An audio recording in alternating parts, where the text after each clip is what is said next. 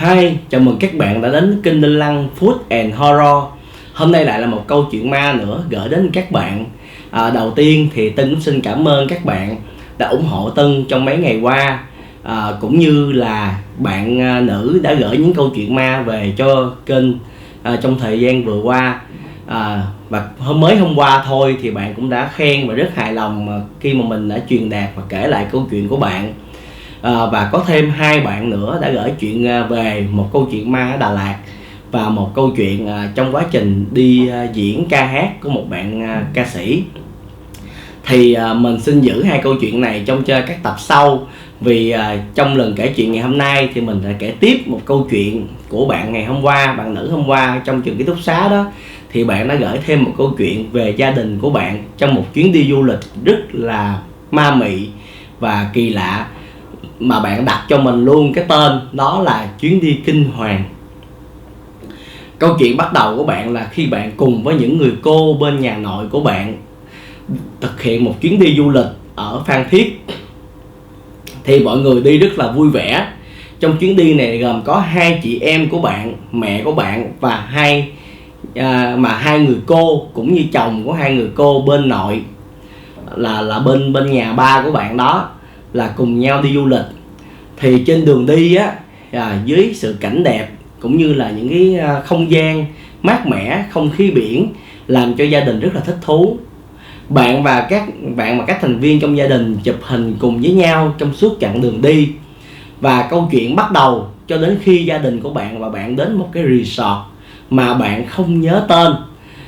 Cái resort này nằm ở Phan Thiết mấy bạn. Cái resort này nằm ở Phan Thiết. Và theo lời tả của bạn là khi bước vào cái resort này chỉ có một chiếc xe hơi.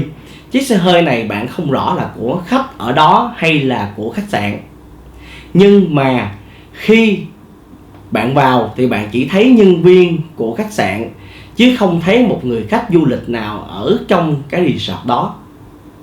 Và theo thông lệ ngày xưa nha, mình nghĩ đây là một chuyến du lịch của ngày xưa. Còn bây giờ đã có rất nhiều điều kiện để bạn có thể nhìn thấy phòng cũng như book phòng qua các cái kênh du lịch, như là các cái app book phòng, Agoda, rồi Travel hay là gì đó.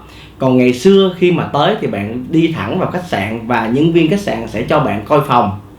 Thì 2 chị em của bạn này và mẹ bạn này cũng như các cô cùng đi coi những căn phòng mà cái người nhân viên khách sạn hướng dẫn tới để xem có hài lòng, có vừa lòng để mà ở đó hay không.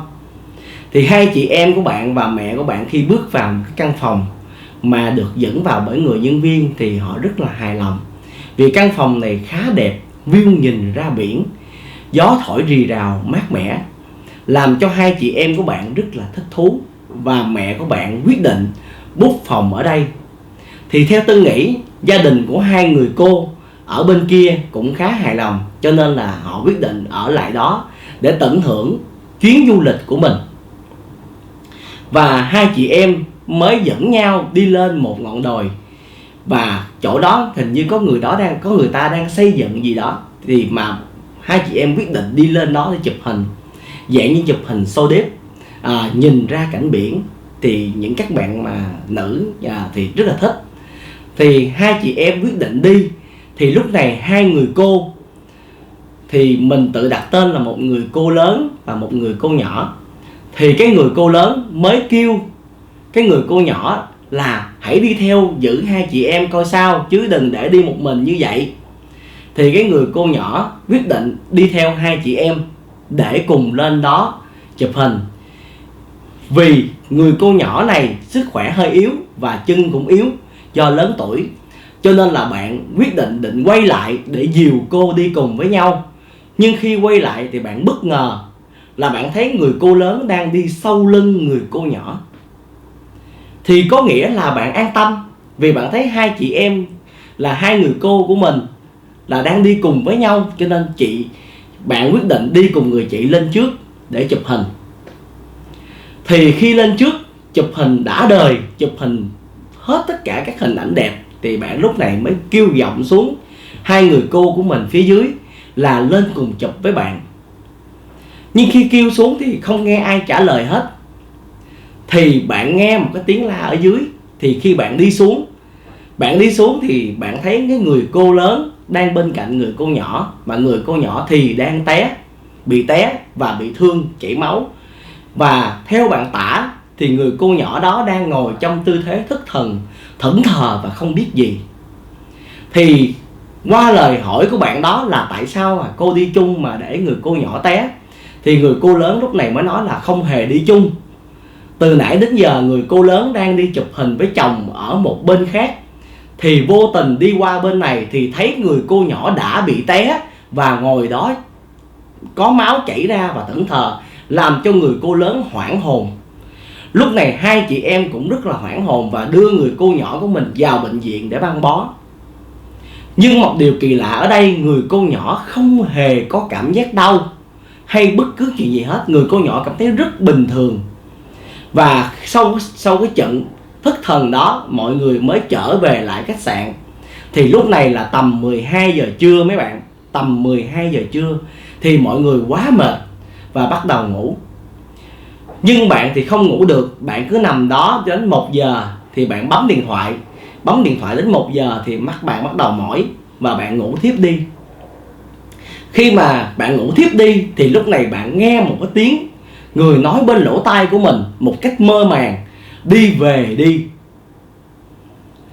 Điều này làm cho Tân hôm qua rất là ghê rợn khi đọc câu chuyện này. Điều này báo hiệu một điều gì đó vô cùng kinh dị. Nơi bạn ở chắc chắn có ma. Và bạn nằm đó, bạn nghe rất rõ.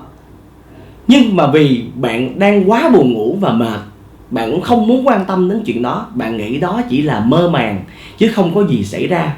Và bắt đầu bạn ngủ đi. Khi tỉnh dậy, bạn cùng với gia đình của mình bình thường khám phá Phan Thiết, khám phá vùng đất biển đầy xinh đẹp. Khi bạn khám phá và cùng gia đình của mình thì đến tầm 10 giờ, 11 giờ gia đình của bạn mới bắt đầu quay trở về khách sạn để ngủ. Thì ngay lúc này đây, mẹ của bạn mở cửa phòng vào và mở cửa phòng vệ sinh thì thấy trong phòng vệ sinh có rất nhiều những con cóc xanh, làm cho mẹ bạn và bạn rất là sợ. Và với những hiện tượng này thì mẹ của bạn cũng như gia đình bạn thấy đây là một hiện chuyện rất là lạ. Nhưng mọi người vì muốn cuộc chơi vui cho nên mọi người tự hiểu, im lặng và lên giường ngủ. Khi lên giường ngủ thì mẹ của bạn là người nghe tiếng âm thanh của buổi trưa mà bạn nghe, đó là đi về đi, đi về mau. Và mẹ của bạn đã rất sợ, nhưng mà phải cố gắng ngủ cho đến sáng. Và khi đến sáng thì gia đình của bạn quyết định bút xe đi về lại quê của bạn ngay lập tức, thay vì buổi chiều mới về. Nhưng mà vì sâu chuỗi lại những hiện tượng, những câu chuyện quá kỳ lạ tại khách sạn này, cho nên gia đình của bạn quyết đi về. Khi lên xe một đoạn, đi được một đoạn xa, mẹ của bạn mới hỏi khi vào khách sạn có ai gõ cửa xin phép chưa.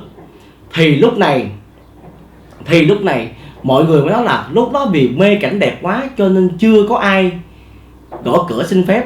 Và người cô lớn lại khẳng định một lần nữa cái vụ tai nạn của người cô nhỏ ở trên cái vách đó là do ma nhập. Vì người cô nhỏ được gia đình cho là người khá yếu hay bị vong dựa, cho nên đây là bị ma nhập và ma làm cho té. Và điều ghê rợn hơn là khi gia đình của bạn về đến quê thì người cô nhỏ này mới bắt đầu cảm thấy đau đớn với những vết thương mà mình bị té. Qua câu chuyện này thì khẳng định một điều rõ ràng: bạn đã bước vào một resort mà ở nơi đó khá nhiều những câu chuyện tâm linh, và chắc chắn nơi đó đã từng có ma và người âm ở, thì gia đình của bạn mới xảy ra những chuyện như vậy. Thường khi vào một khách sạn, bạn phải gõ cửa phòng của mình 3 lần xin phép trước khi vào. Và khi vào khách sạn thì bạn cũng phải thầm nghĩ trong bụng rằng mình đến đây để du lịch, làm việc và không đụng đến những người đó. Hãy cho mình một chuyến nghỉ dưỡng thật là tốt đẹp thì họ sẽ không đụng đến bạn cũng như làm phiền bạn, trừ khi có những oan tình gì đó mà họ không muốn bạn ở đó. Hãy nhớ nhé. Tân rất cảm ơn và cũng như là các bạn đã gửi những câu chuyện về cho Tân để cùng nhau xây dựng một cái cộng đồng yêu thích chuyện ma và làm nên những câu chuyện kinh dị để lưu lại trong kênh Đinh Lăng Food and Horror. Nếu các bạn muốn gửi những câu chuyện, hãy trực tiếp inbox vào fanpage Đinh Lăng Food and Horror của tụi mình nhé. và tụi mình sẽ sắp xếp kể câu chuyện cho các bạn. Và hẹn các bạn trong chương trình lần sau với câu chuyện ma Đà Lạt. Bye bye và hẹn gặp lại các bạn.